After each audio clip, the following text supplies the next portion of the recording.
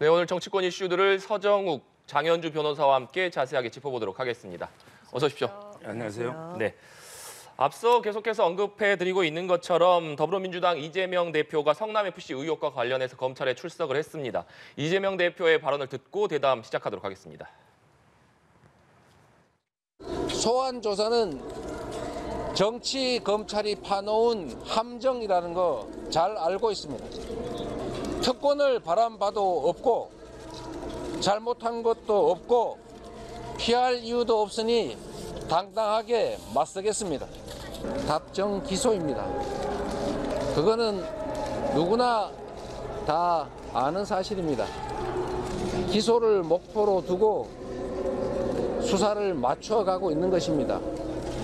결국 진실은 법정에서 가릴 수밖에 없게 될 겁니다. 네, 오늘 검찰에 출석한 이재명 대표가 포토라인 앞에 서서 상당히 오랜 시간 동안 많은 발언을 쏟아냈습니다. 먼저 이재명 대표의 발언을 어떻게 들으셨는지부터 여쭙겠습니다. 서정욱 변호사님 좀 어떻게 들으셨습니까? 궤변도 이제 있고 유분수가 있죠. 지금 이렇게 두 가지만 말씀드리면 검찰을 쿠데타다 이렇게 주장했잖아요. 네. 검찰이 이제 그 사법 시스템 내에서 그들은 이제 소환해서 변호사 입회하에 수사를 하는 거 아닙니까? 여기 무슨 검찰이 쿠데타를 한 게 있습니까? 본인 말대로 법원에 가서 또 진실을 다투면 되는 거예요. 이거는 정상적인 우리 사법 체계 시스템 내에서 적법하게 이루어지고 있는 수사다. 그래서 사법 쿠데타 운운하는 거는 정말 이게 궤변이고요. 그다음에 두 번째, 정적 제거를 위한 표적 수사라 했잖아요. 네. 이게 언제 된 겁니까? 제가 알기로 이게 몇 년 전에 그때 바른정당인가 거기서 한번 고소하고 했던 오래된 사건입니다. 윤석열 대통령이 뭐 이걸 표적으로 해서 이게 수사를 해라. 이래가 최근에 시작된 수사도 아니고. 네. 그리고 이제 그 윤석열 대통령이 단임제인데 무슨 이게 정적 제거입니까? 옛날 뭐 박정희, 김대중 때야 여러 번 선거하니까 정적 제거할 수 있죠. 굳이 어떻게 윤석열 대통령과 이재명 대표가 정적입니까? 앞으로 이게 다음 대선에서 한번 더 붙습니까? 그것도 말이 안 되고 저는 오래전에 이미 고소됐던 몇 년 전에 네. 그때 사건이 오히려 문재인 정권 때 정치검찰에서 묻혀있다가 이번에 제대로 이제 증거 수사를 해서 기소하는 이런 사건이기 때문에 둘 다 이게 궤변 중에 궤변이다 이래 봅니다. 네. 우리 장현주 변호사님께서는 어떻게 좀 들으셨습니까? 일단 이재명 대표가 오늘 포토라인에서 어떤 메시지를 낼지에 대해서 국민적인 관심이 굉장히 컸는데요. 대부분의 예상으로는 원래 유명 정치인들이 검찰 포토라인에 서게 된다면 간략한 메시지만 남기고 바로 검찰청에 들어가는 모습들을 많이 봤기 때문에 오늘도 이재명 대표도 간략한 메시지를 내놓지 않겠느냐라는 예상이 많았거든요. 그런데 굉장히 이례적으로 준비된 메시지를 보면서 이제 낭독하는 형식으로 거의 10분 가까이를 본인의 메시지를 이제 표력하는 모습을 보였는데요. 그만큼 본인이 이 성남FC 소환 조사를 앞두고 준비한 얘기들이 많다라는 걸 볼 수 있는 장면이었던 것 같습니다. 제가 눈여겨봤던 지점은 물론 이제 정치적인 메시지 중에 정치 탄압이나 이제 이런 부분들은 그동안 계속 해왔던 결과 같은 얘기였기 때문에요. 네. 그것보다는 일단 DJ나 노무현 전 대통령 이야기를 꺼낸 것입니다. 정치적으로 봤을 때 지지층을 결집하기 위한 또 호소였다라고 평가할 수 있을 것 같고요. 또 한 가지로 정치적인 그런 수사 아니고도 성남FC 사건이 갖고 있는 법리적인 모순점 그리고 검찰 수사가 왜 무리한지에 대한 좀 구체적인 이야기들을 했다는 겁니다. 특히 성남FC 사건 같은 경우에는 2021년 9월에 한 차례 경찰에서 무혐의 처리가 된 바가 있습니다. 그러나 검찰에서 다시 지금 보안 수사를 요청하고 재수사를 하는 과정에서 다시 이재명 대표를 소환하고 있기 때문에요. 이재명 대표로서는 본인의 어떤 그 검찰 수사의 무리함을 또 강조하고 한 번 경찰에서 무혐의가 됐다는 사실까지도 한 번 더 강조했기 때문에 이번 메시지는 법리적으로도 또 정치적으로도 나름 내용들이 굉장히 충실했다라고 봐야겠습니다. 네. 장현주 변호사님께서 얘기해 주셨습니다만 이재명 대표는 계속해서 이미 경찰에서 무혐의 종결된 사안을 검찰이 다시 이것을 끄집어낸 것은 의도가 있는 것 아니냐 이런 얘기를 계속하고 있거든요. 그러면 이제 그 대표적으로 다 써 있잖아요. 이명박 대통령 다 써 있죠. 다 쓰는 게 몇 번 무혐의 됐습니까? 제가 알기로 이게 특검에서도 무혐의 되고 여러 번 무혐의 됐죠. 그런데 끝내 이명박 대통령 다스 문제로 구속했지 않습니까? 한 번 이게 무혐의 되면 모든 게 일사부재리에서 끝납니까? 그게 아니에요. 일사부재리 이거는 이제 그 우리 기판력이라 하는데요. 이중위험 금지라 미국에서는 영미법에서는 이중위험 금지. 이걸 이제 대륙법계에서는 일사부재리 독일 기판력이라거든요. 이거는 한 번에게 처벌받았을 때 똑같은 걸로 또 처벌되지 않는다. 이 말은 이게 처벌받았을 때 재판을 해가지고 이게 판결이 났을 때 이중 위험 금지가 적용되는 거죠. 네. 한번 이게 경찰이나 검찰이 무혐의하더라도 얼마든지 새로운 증거가 나오면 다시 이게 기소할 수 있는 거죠. 그때는 친정권 검찰이나 경찰이 이게 덮어버렸죠.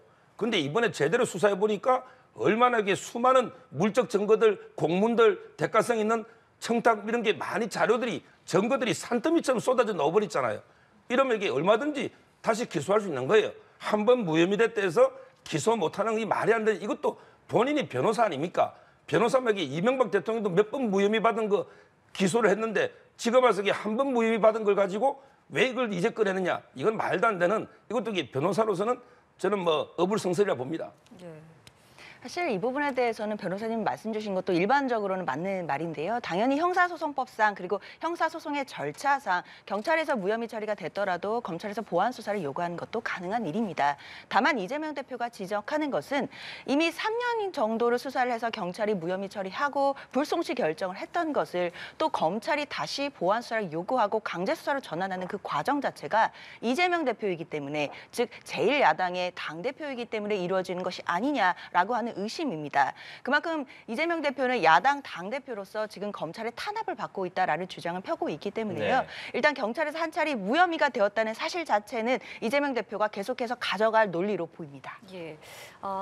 이재명 대표 같은 경우는 지난 대선 기간에 제기된 의혹들 가운데서는 오늘 처음으로 검찰에 출석해서 조사를 받았고, 내일은 이제 자신의 지역구였던 인천 계양구에서 민생 투어를 하고, 모레는 신년 기자회견을 예고했습니다.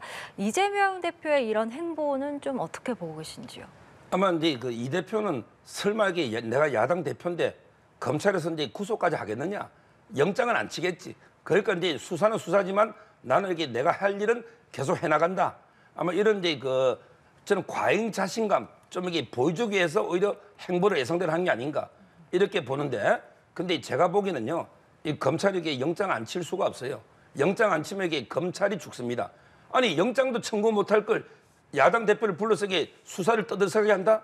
이거는 검찰이 과잉 수사입니다. 이번에 노웅래 의원은 이제 6천만 원 받은 걸로, 그것도 정치자금법이 일부 있죠. 6천만 원으로 영장 청구했습니다. 근데 100억이 넘는 뇌물에게 1억이면 10년 이상인데 영장 청구도 안 한다.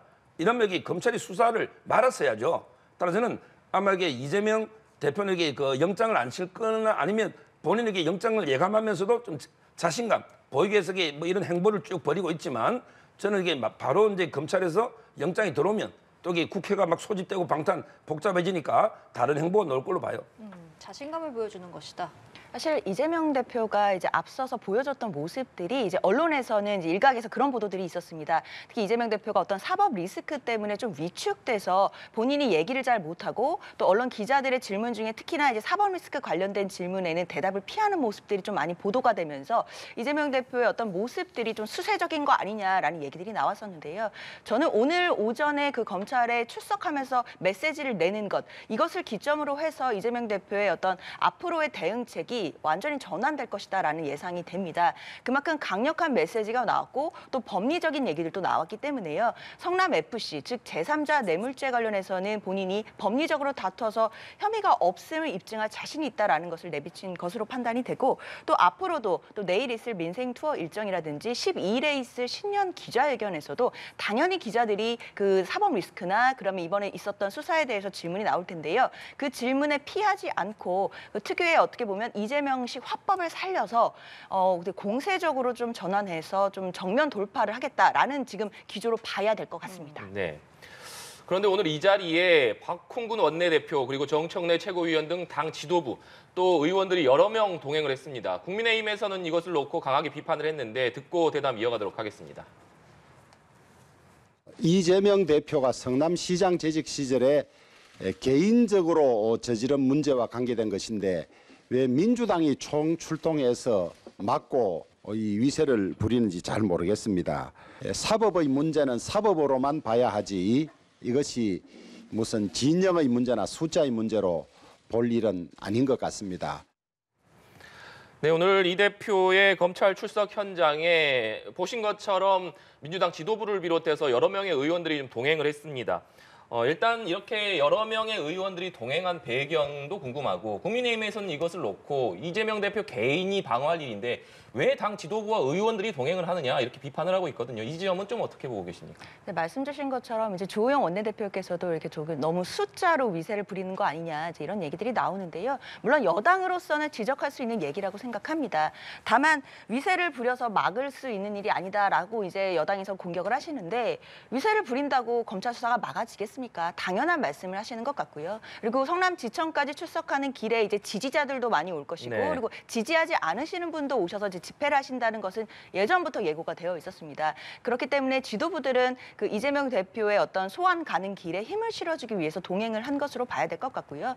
그리고 성남지청 앞에서 그리고 포토라인 앞에서 이제 함께 동행을 한 것뿐이지 지금 이 시각 이재명 대표가 성남지청에서 수사를 받고 조사를 받을 때는 이재명 대표 홀로 받고 있습니다. 물론 변호인이 동석해 있겠지만 같이 뭐 최고위원들이나 지도부가 같이 가서 조사를 받을 수 있는 것도 아니거든요. 그렇기 때문에 성남지청 앞에서 포토라인 앞에서 보여주는 모습 자체를 가지고 뭐 다수의 무슨 수세 가지고 뭐 검찰을 압박하려고 한다 이런 그 우려는 사실 기우에 불과하고 정치적인 공세일 뿐이다라고 생각이 듭니다. 의원들의 숫자를 가지고 검찰을 압박하려는 의도는 아니다. 장현주 변호사님께서는 이렇게 말씀해 주셨습니다. 서정욱 변호사님께서는 좀 어떻게 보셨습니까? 그런 이제 그 압박이 맞고요. 요즘 이게 검찰도 준사법기관입니다. 법원의 사법기관이죠. 이런 이제 사법부 독립은요. 옛날에는 이제 독재자 권력자로부터 독립이 중요한데 지금은 이제 이런 여론 이런 게 독립도 중요한 거예요. 저는 이제 지지자들 개딸들 몰려가서 막 정치 검찰 이번에 검사들 인적 사항까지 다 공개했지 않습니까? 네. 이거는 이게 검사들이 주눅이 안 들 수는 있겠지만 그렇지만 이게 그 의도는 저는 압박이 분명하다 이렇게 보고요. 그리고 이제 제가 더 황당한 개변은 이게 당 전체를 겨냥한 탄압이다. 민주당이 이렇게 하잖아요.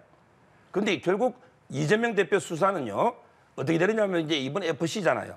그다음에 위례 백현동 마지막에 활용 점정 점을 찍어야 된단 말이에요. 이거는 이제 결국 대장동이 됩니다. 자, 그러면 이게 대장동은 누가 폭로했느냐? 그때 뭐 한겨레 신문 이런 요즘 이게 돈 받은 게 많이 나오잖아요. 김만배 씨. 근데 그때 폭로한 게 경기 경제신문 아주 이게 지방의 작은 신문에 박종명 기자가 처음에 이거 대장동을 보도를 한 거예요. 근데 그분이 인터뷰에 뭘 했냐면 이거는 누가 제보했느냐? 민주당 대선 경선 후보의 핵심 관계자가 제보했다. 이렇게 인터뷰한 기사가 있습니다. 이 말은 이낙연 캠프인지 어딘지 모르지만 민주당의 대선 경선 후보의 핵심 관계자. 결국 민주당이 경선을 했잖아. 이낙연하고 이재명 후보. 그때 대장동이 상대 캠프에서 제보하고 이게 문제된 거예요. 이게 민주당 전체를 탄압한 겁니까? 대장동 수사가? 자기들끼리 민주당 캠프끼리 서로 고발하고 제보하고 다 한 거 아닙니까? 따라서 저는 민주당 전체 탄압이다, 검찰. 이것도 이게 말이 안 된다, 이래 봅니다. 네. 알겠습니다. 일단 오늘 조사의 핵심 쟁점들을 좀 짚어보면 결국 검찰이 이재명 대표에게 적용한 혐의가 제3자 뇌물죄 아니겠습니까? 이것이 이제 성립이 되려면 부정한 청탁이 있었는지 그리고 대가성이 있었는지 그 여부가 이제 핵심이 될 텐데 이를 놓고 검찰과 또 이재명 대표의 주장이 워낙 엇갈려서요. 이 부분은 좀 어떻게 보시는지요? 그렇습니다. 검찰의 시각은 결국 제3자 뇌물죄가 성립한다는 건데요. 이재명 대표가 성남시장 시절에 그러니까 이제 기업들로부터 뭐 민원 해결과 관련된 청탁을 받고 그 해결을 위한 대가로 성남 FC에 160억 상당의 뇌물을 지원하게 했다. 뭐 이런 혐의로 지금 소환 조사를 하고 있는 것입니다. 그럼 말씀 주신 것처럼 제3자 뇌물죄가 되려고 한다면 부정한 청탁, 그러니까 기업들이 용도 변경이라든지 이런 민원 해결, 그리고 그것과 성남 FC에 돈을 준 그 후원금과의 대가성이 직접적으로 연결이 돼야 될 텐데요. 사실 검찰이 이 부분을 입증해내지 못한다라고 한다면 유죄를 입증하기가 어려울 것입니다. 그런데 이재명 대표 측에서는 계속 일관적으로 주장하고 있는 것은 이 성남 FC에 기업들이 돈을 준 것은 후원금이 아니라는 겁니다. 후원금이 아니라 광고 계약에 따른 광고비이기 때문에 성남 FC가 광고비를 받은 것과 그리고 기업들이 민원 해결을 받은 것 사이에는 대가성은 당연히 존재하지 않을 뿐더러 완전히 별개의 행위였다라는 주장이기 때문에요. 오늘 그 부분과 관련해서 치열한 또 공방이 있을 것으로 예상이 됩니다. 네. 지금 이제 그 제3자 뇌물이 뭐냐면요. 일반 뇌물은 이제 그 공무원이 직무와 관련해서 이제 직접 돈을 받으면 뇌물이에요. 근데 제3자 뇌물은 공무원이 직접 안 받고 제3자가 받는 거죠. 근데 문제는 제3자가 받는 걸 뇌물처럼 처벌하면 공무원이 억울하잖아. 내가 받은 게 아니니까. 그래서 요건 하나를 추가해 준 겁니다. 그게 바로 이제 부정한 청탁이 있어야 되는 거예요. 일반 뇌물은 부정한 청탁 필요 없이 돈만 받으면 되고, 근데 제3자 뇌물은 내가 받는 게 아니고 제3자가 받기 때문에 요건을 하나 까다롭게 해서 부정한 청탁, 이걸 추가한 거죠. 자, 그러면 이게 제가 두 가지 예만 들어보겠습니다. 예를 들어 이제 위례 있잖아요. 위례에서 이제 정보를 줘가지고 210억을 그때 남욱 변호사나 정제자 호방것을 벌었죠. 그리고 거기 위례팀이 성남FC에 5억을 냈습니다. 뭐 그게 보통은 후원금을 못 받죠. 성남FC는 영리재단법인이 아니고 후원금 못 받는데 민간 주식회사입니다. 그러니까 이제 당연히 그거는 광고비로 하겠죠. 티켓을 사주거나. 자, 그러면 이게 위례팀이 210억을 부당하게 벌게 하고 5억을 FC에 내고, 이게 정당한 청탁입니까? 이거 부정한 거 아닙니까? 자, 두산만 하나 더 예를 들어 보면, 두산이 이걸 병원 짓는다고 73억의 헐값으로 거저 산 거예요. 근데 내가 이게 그 성남FC에 뭐 예를 들어 티켓을 사든 뭐 광고라든 뭐 하든 내가 여기 50억을 너 구단주로 있는 이재명 구단주로 있는데 도와줄 테니 우리 그 용도를 병원 짓지 말고 우리 사업 짓게 다 바꿔줘. 그래가 만약에 6,200억에 팔았다. 이거 부정한 청탁입니까? 정당한 민원입니까? 누가 봐도 이게 부정한 거 아닙니까? 따라서 이게 말도 안 되는 이런 걸 이게 뭐 기업 유치했다는데 위례팀이 기업 유치할 게 어디 있습니까? 남욱 변호사인데. 따라서 이거는 제가 보기에 넉넉하게 제3자 뇌물은 유죄지. 이걸 이게 무죄라고 주장하는 자체가 저는 말이 안 된다 봐요. 네. 이재명 대표는 오늘 출석하면서도 적극적인 행정에 대해서 검찰이 덫을 놨다 이런 얘기를 하기도 했고, 민주당 원외 당협위원장들 중에서 기초단체장 출신들도 이것이 적극적인 행정이었는데 검찰이 무리하게 엮어놓고 있다 이렇게 주장을 했거든요. 이 부분은 좀 어떻게 봐야겠습니까? 지금 이제 보십시오. 예를 들어 이제 두산이든 네이버든 차병우이든 평상시에 꾸준히 그냥 우리가 성남FC 후원하자. 우리 주민들 우리 1년에 한 5억 정도씩 뭐 1억 정도씩 후원하자. 이러면 이게 말이 되죠. 근데 그게 아니고 지금 이게 그 그룹들이 꾸준히 50억, 40억 냈습니까? 자기들에게 특혜 받거나 민원 해결하려고 이게 50억, 40억을 뇌물 속으로 낸 거 아닙니까? 예를 들어 이게 뭐 지금 윤석열 대통령이 예를 들어 이게 축구를 좋아해서 우리 어떤 삼성그룹에 민원을 하나 큰 거 들어줄 테니 너 월드컵 국가대표 때문에 500억 좀 내줘. 이거 정당한 겁니까? 이거 불법입니까? 제가 보기 불법입니다. 항상 그 후원은 순수하게 깨끗하게 아무 조건 없이 이래야만 이게 후원이 되는 거죠. 꾸준히. 근데 어떤 두산이 6천억 벌기 위해서 50억을 냈다? 이걸 이게 적극 행정이다? 이게 말이 됩니까? 이거는 이게 기업을 팔을 비틀거나 압박, 아니면 이게 특혜를 주는 당근과 채찍, 이걸 가지고 이게 부당하게 저는 돈을 뜯어냈다. 그러면 이게 이재명 대표는 내가 10원 안 가져갔다? 본인이 이게 구단주로서 예를 들어 이게 정치 홍보도 되고 선수들 이게 유니폼에 공약도 새기고 그리고 이게 정치적으로 자기 인지도라든지 여러 가지 혜택이 있죠. 그리고 이제 또 이게 돈을 유치하면 20%까지 성과급을 줍니다. 그것도 이게 현금으로 준 것도 있고 또 이게 규정도 문제도 있고 이런 것도 있고 또 이게 정진상 실장은 그 당시에 출장도 가고 또 이게 차량도 지원받고 여러 가지 개인적으로 돈을 많이 썼잖아요. 본인이 10원 하나 안 썼습니까? FC에서 사탕 하나 안 받았습니까? 본인이 많은 혜택을 받잖아요. 저는 이런 점에 보서라도 이거는 이게 죄가 된다 이렇게 보는 거예요. 네. 네, 지금 말씀해 주셨습니다만 이재명 대표가 적극 행정을 얘기했고 기초단체장 출신 민주당 원외 당협위원장들은 정상적인 행정 행위이고 이것이 지역을 발전시키기 위한 행위인데 이것이 어떻게 범죄가 될 수 있느냐 이렇게 얘기하고 있는 상황이거든요. 맞습니다. 이 부분은 어떻게 보십니까? 서 변호사님이 말씀해주신 논리가 이제 검찰의 입장이라고 보시면 될 것 같습니다. 검찰은 제3자 뇌물이 성립된다는 전제에서 지금 성남FC 사건을 들여다보고 있는 것인데요. 그러나 기업들이 성남FC에 후원금을 낸 것 자체는 이재명 대표 입장에서는 광고 계약에 따른 광고비입니다.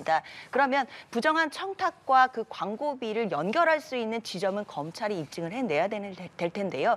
그것을 그냥 막연하게 기업들이 이런 청탁을 들어주겠지라는 생각으로 후원을 했다 정도로 입증이 되는 것이 아니라 객관적으로 부정한 청탁이 있었고 그것에 대해서 이재명 대표가 알고 묵인했다는 정도를 입증해내야 됩니다. 그렇기 때문에 부정한 청탁과 대가성을 입증하는 것이 까다롭다라는 것이 계속 나오는 것이고요. 그리고 지금 계속 지자체 단체장 출신 분들이 하시는 말씀 자체가 결국 FC에 있었던 직원들이나 성남시의 공무원들도 성남시의 세금을 아끼기 위해서 기업들의 돈을 성남 FC의 광고비로 유치를 한 것인데 그것이 결과적으로 뇌물죄가 된다라고 하면 어떤 지자체가 행정을 할 수 있겠으며 적극적으로 일을 하고 있는 공무원들도 앞으로 사법적인 처리가 두려워서 아무것도 하지 않게 될 것이다라는 문제 제기를 하고 있기 때문에 그 부분은 이번 사건과는 별도로도 굉장히 또 들어볼 만한 얘기인 것 같습니다. 예, 오늘 조사가 끝이 나면 이제 이재명 대표의 기소 여부가 가려질 텐데 일단 이재명 대표는 스스로 답정 기소다 이렇게 표현하기도 했고 서정욱 변호사께서도 영장 청구가 될 것이다 이렇게 예상을 해주셨는데 기소 여부는 좀 어떻게 예상을 하십니까? 기소 여부는 뭐 이재명 대표도 본인 스스로도 답정 기소라고 하셨을 만큼 기소가 될 가능성은 거의 확실하다고 봐야 될 것 같습니다.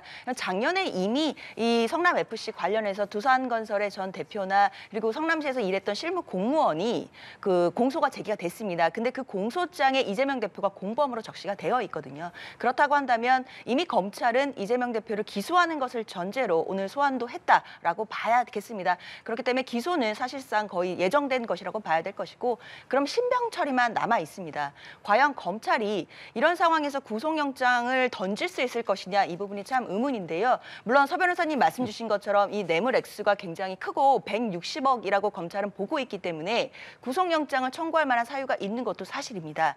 그러나 우리가 구속영장이라는 것은 검찰이 청구할 수 있지만 법원에서 결국에 기각할 수도 있는 것인데요. 법원이 기각한다면 그 사유는 구속의 사유가 없어서일 것입니다. 구속의 사유는 아시다시피 뭐 도주의 우려가 있다거나 아니면 증거인멸의 우려가 있어야 될 텐데요. 사실 이 사건은 과거의 일이고 이미 검찰에서 수사가 대부분 진행이 됐기 때문에 이재명 대표가 지금에 와서 증거를 인멸할 우려는 거의 없어 보이고 그리고 제1당의 야당 당수가 도주를 한다는 것도 사실 상정하기는 어렵습니다. 그럼 만약에 법원에서 구속사유를 인정하지 않아서 영장을 기각하게 된다면 사실 검찰로서는 이 수사의 어떤 그 존망 여부까지도 따질 수 있는 중대한 기로에 설 수밖에 없거든요. 그렇기 때문에 검찰로서도 사실 기소를 하는 것보다도 구속영장을 청구할지 말지 이 부분을 더 신중하게 검토할 것으로 예상이 됩니다. 여기서 이제 중요한 게요. 금목이 변호사님 말씀처럼 법원에서 판단할 수 있도록 해줘야 됩니다. 이 말은 국회에서 절대 방탄하면 안 됩니다. 노웅래 의원처럼 이렇게 방탄해버리면 법원에서 판단할 기회도 못 가지는 거예요. 그렇잖아요. 오늘 이재명 대표도 자기는 일체 특권을 주장하지 않겠다 했기 때문에 저는 국회에서는 무조건 판사가 판단할 수 있도록 영장 여부를 방탄을 하지 마라. 이걸 제가 다시 한번 촉구하고요. 저는 영장을 왜 청구하느냐 하면 결국 이제 법이라는 게 정의 여신이에요. 정의 여신은 이제 두 눈을 감고 한 손에 칼과 한 손에 저울이 있는 거예요. 이 말은 두 눈을 감는다는 거는 이재명 대표가 배지가 있든 야당의 대표든 뭐든 이런 거는 쳐다보지 말라는 거예요. 오로지 법과 원칙에 따라 이게 두 눈을 감는 겁니다. 그리고 칼이 있어야 돼요. 물론 저울도 있어야 돼요. 켈젠이 뭐라 했냐면 칼이 없는 법은 법의 무기력이고 저울이 없는 거는 야망 그 자체다. 저는 저울과 칼이 균형을 이루어야 돼요. 이 말은 다른 사건의 뇌물은 이 정도 액수일 때 어떻게 처리했느냐. 이게 저울이고 그다음에 죄에 대해서 이재명 대표가 도망이 안 가겠죠. 그렇지만 부인하니까 증거인멸 안 한다 볼 수 있습니까? 모든 걸 부인하고 있잖아요. 저는 칼과 저울을 조화를 이루고 그다음에 그 두 눈을 감고 오로지 법 앞에 누구나平等하다. 이 관점에 보면 영장은 불가피하다 봅니다. 네. 이 대표를 향한 검찰 수사는 성남FC 후원금 의혹 이외에도 뭐 대장동 개발 비리 의혹 사건도 있고 여러 가지 사건들이 좀 있는 상황인데 이 대표를 향해서 검찰이 추가적인 소환 요구도 할 것으로 보십니까? 어떻게 좀 전망하십니까? 그렇죠. 앞으로는 이제 그 줄 소환입니다. 결국 이제 이번에 이거 끝나면 위례, 백현동, 대장동 세 개가 있고요. 그다음에 이거 쌍방울, 변호사비 대납 이것도 있고요. 또 이제 경우에 따라서는 우리 안부수 그 평화 북한의 송금 있잖아요. 이런 부분들에 그 조사가 있을 수 있는 거고 지금 이제 경기 남부청에서는 2,402호 이것도 조사합니다. 왜냐하면 그때 선거법 시효는 지나가지고 옆집에 경기주택공사가 직원들 숙소한다고 고급 아파트를 얻어놨는데 근데 옆집에 누가 사는지 몰랐다는 거예요. 근데 그 사장 이현욱 변호사입니다. 그 사장이 정진상하고 부산의 버네일고 동기동창이에요. 정진상 실장과 경기주택공사 사장 변호사가 동기동창이에요. 이걸 옆집에 이재명이 사는지 몰랐다? 이게 말이 됩니까? 이걸 지금 경기남부에서 수사하고 있고 그다음에 그 법인카드 있잖아요. 김혜경 씨 이것도 여러 개 부처가 동원돼서 허위 서류야 법인카드 되잖아요. 이런 부분이 앞으로 줄소한 아마 이게 사법 리스크가 제가 알기로 한 10개 가까이 쭉 되지 않을까 보입니다. 네. 말씀하신 것처럼 이재명 대표가 연루되어 있다는 의혹들은 굉장히 많은데요. 사실 이번 성남 FC 건에서는 검찰이 결국 소환 조사를 했고 소환을 지금 조사를 받고 있지만 다른 건 특히 뭐 대장동이라든지 뭐 말씀 주신 뭐 백현동이라든지 뭐 쌍방울 관련해서는 이재명 대표가 직접적으로 연루됐다라고 하는 증거는 아직 없는 것으로 보입니다. 그렇기 때문에 이재명 대표의 측근이라고 할 수 있는 정진상 실장과 김영 부원장도 지금 현재 구속 상태이지만 그래도 그 상황에서도 대장동 사건과 관련해서 이재명 대표를 먼저 소환하지 못한 부분이 아마 그 지점일 텐데요. 검찰로서도 야당의 당수를 소환하는 것 자체가 굉장히 정치적으로도 부담이 되기 때문에 당연히 이재명 대표가 연루되어 있거나 또는 적어도 알고도 용인하거나 묵인했다라는 정도의 스모킹 건과 같은 증거가 나오지 않는 한은 쉽게 소환 통보를 하기는 어려울 것으로 그렇게 예측이 됩니다. 알겠습니다. 국민의힘의 전당대회 레이스도 좀 짚어보겠습니다. 지금 막판 변수로 꼽히고 있는 나경원 저출산 고령사회위원회 부위원장 여전히 좀 당권 도전 여부를 두고는 장보를 이어가고 있는 상황인데 오늘 부위원장직 사의를 표명했습니다. 당권 도전에 나설이라고 보십니까? 어떻게 좀 예상을 하십니까? 뭐 제가 이게 직접 좀 취재를 해봤습니다. 해보니까 이제 이거 나온다. 다만 이게 늦게 나온다. 왜냐하면 이게 지금 바로 출마 선언하는 거는 대통령하고 이게 너무 정면으로 맞서는 그러면 이게 모양새도 그렇지만 또 이게 대통령의 역린도 있잖아요. 대통령이 뜻이 있는데 바로 그냥 출마 선언하는 건 좀 부담스러우니까 조금 이게 컴다운 시켜서 분위기를 그래서 이제 그 좀 시간을 끈 후에 아마 그래도 이게 오래 끌지는 못할 겁니다. 아마 이제 저는 뭐 이번 주 말이나 다음 주 초나 아마 이게 출마 선언하지 않을까. 그래서 결론적으로 나오기는 나오는데 좀 이게 출마 선언 늦게 한다. 이렇게 제가 들었습니다. 이 사의 표명에 앞서서 이른바 윤핵관으로 꼽히는 이철규 의원과 또 비공개 회동을 하기도 했는데 여기선 좀 어떤 이야기들이 오갔을까요? 아마 이제 그 마지막 뭐 만류를 했겠죠. 제가 보기에는 이게 그 지금 대통령실이나 아마 이쪽은 이제 그 김기현 의원 쪽으로 이게 김장연대를 하잖아요. 이쪽으로 이게 어떻게든 친윤표를 단일화하자 이런 식으로 이게 아마 작업을 하니까 마지막까지 아마 이게 출마를 좀 안 하도록 설득을 하지 않았을까 이철규 의원이. 그렇지만 이제 그 제가 알기로 이게 나경원 전 대표는요. 결국 이제 이번에 불출마해도 정치 생명이 끝납니다. 그다음에 출마해서 지면 또 정치 생명이 끝납니다. 나경원 의원이 사는 유일한 길은 출마해서 승리하는 길. 이거 하나밖에 없어요. 그래서 저는 이게 그걸 본인이 더 잘 알아요. 따라서 저는 출마한다. 이렇게 보는 거예요. 네. 안철수 의원과 김기현 의원 두 후보 모두 출마 선언을 한 상태인데 안철수 의원은 어제 출마 기자회견을 가졌고 김기현 의원은 어제 캠프 개소식을 했습니다. 그런데 안철수 의원은 윤심을 앞세우면서도 수도권 대표론을 좀 강조를 했고 김 의원은 대선 주자는 불가하다 이렇게 얘기를 했습니다. 어떻게 본다면 두 후보가 서로를 향해 견제하는 모습을 초반부터 보여주고 있는 모습인데 이 부분은 좀 어떻게 보십니까? 그렇습니다. 말씀 주신 것처럼 안철수 의원과 이제 김기현 의원이 서로 간에 견제구를 날리고 있다 이렇게 봐야 될 것 같은데요. 문제는 지금 저 두 분의 후보가 어떻게 보면 이번 전당대회의 변수가 될 것 같지는 않고 오히려 지금까지 말씀 주셨던 나경원 전 의원이 이번 전당대회의 핵심 어떤 변수가 될 것으로 보이기 때문에 저 두 분의 어떤 입씨름이나 이런 부분도 그렇게 크게 의미 있어 보이지 않는다는 것이 좀 안타까운 지점입니다. 그만큼 나경원 전 의원이 출마를 하느냐 안 하느냐에 따라 이번 그 국민의힘의 전당대회 레이스의 그 구도나 판도가 완전히 달라지게 될 것이기 때문에요. 사실 뭐 안철수 의원이나 김기현 의원이 서로 간에 지금 날선 공방을 하고 있지만 나경원 의원의 어떤 행보에 따라서 그 견제구가 이제는 서로 좀 합심해서 또 다시 나경원 의원에게 견제구를 던지는 방향으로 갈 수도 있기 때문에 앞으로 전당대회 어떤 그런 변수는 나경원 의원을 주축으로 해서 살펴봐야 될 것 같습니다. 알겠습니다. 저희 오늘 두 분과 이야기는 여기까지 나눠보도록 하겠습니다. 지금까지 서정욱, 장현주 변호자와 함께했습니다. 오늘 말씀 고맙습니다. 감사합니다.